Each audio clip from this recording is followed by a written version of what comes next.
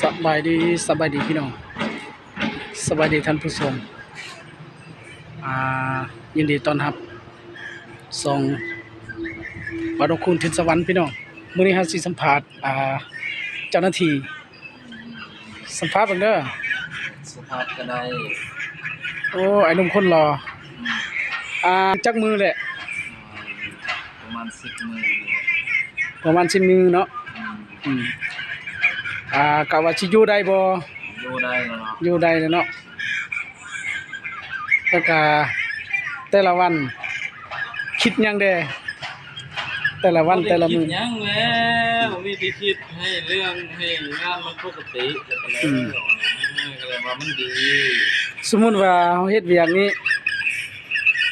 ฮอดเดือนใดปีใดสิเมื่อสิอยู่จักเดือนประมาณเดือน5เฮาก็กลับเดือน5เนาะนี่แหละทุกคนประมาณเดือน5เพิ่นว่าสิกลับเนาะคันว่าเก็บเงินเก็บคำยังสิเอาเมียคือเก่าบ่หรือว่าแนวใด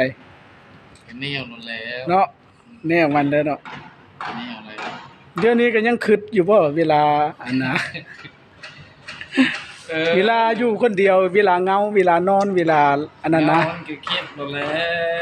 เนาะคิดไปคิดมานั่นแหละเนาะกลับไปกลับมาอยู่หั่นแหละเนาะอันนี้มื้อนี้เฮาสิสัมภาษณ์เจ้าหน้าที่รับประกันความปลอดภัยอยู่ที่นครหลวงเวียงจันทน์พี่น้องคนผู้ใดมาแต่แข่งสวรรณเขตผู้ใดพี่น้องทุกคนก็รอติดตามรับชมเบิ่งฝากซองดอกคูณทินสวรรค์พี่น้องเปิดซองใหม่มื้อนี้ก็คือมีโอกาสคิดว่าโอ้ยสิไปสัมภาษณ์เบิ่งเจ้าหน้าที่ก่อนว่าอันน่ะเป็นจังใดอยู่จังใดกินจังใดพี่น้องหรือว่าอยู่สุขอยู่สบายบ่มีความสุขบ่หั่นนะก็เลยเบาทินบ่ดอกคูณทินสวรรค์ก็เลยคาใจหน่อยหนึ่งพี่น้องก็สิสัมภาษณ์เบิ่งให้เพิ่นตอบแต่ว่าเพิ่นสิตอบเพิ่นตอบแล้วพี่น้องตอบว่าอยู่สบายมีความสุขสิอยู่อาจจะประมาณ 4-5 เดือนนี่แหละพี่น้องเริ่มแต่เดือนนี้ก็ฮอดเดือน4เดือน5อาจจะปีใหม่ก็สิเมื่อบ้านคันเก็บเงินเก็บคำใดก็สิไป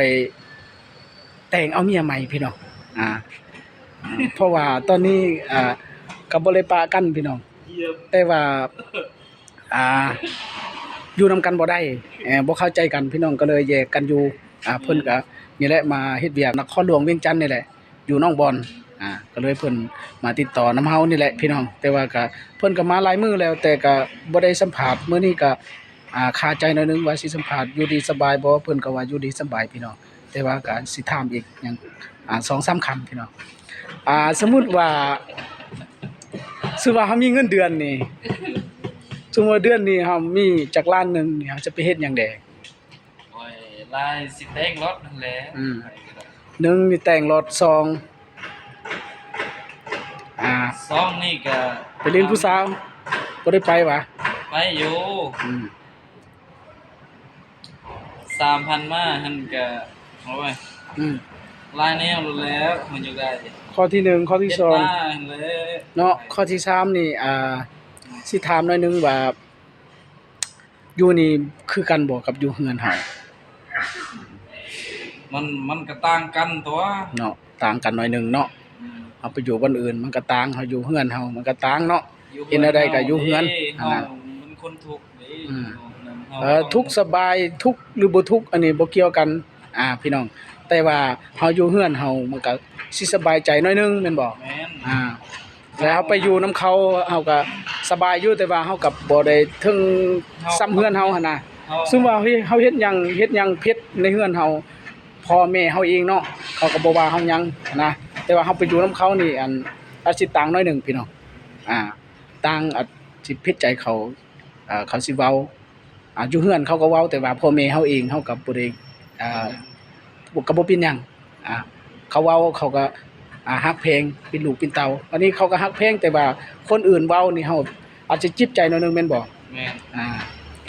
นก็สิซ้ำนี่พี่น้องการสัมภาษณ์ทางเจ้าหน้าที่เฮาเนาะมาแต่แข่งสวรรณเขตพี่น้อง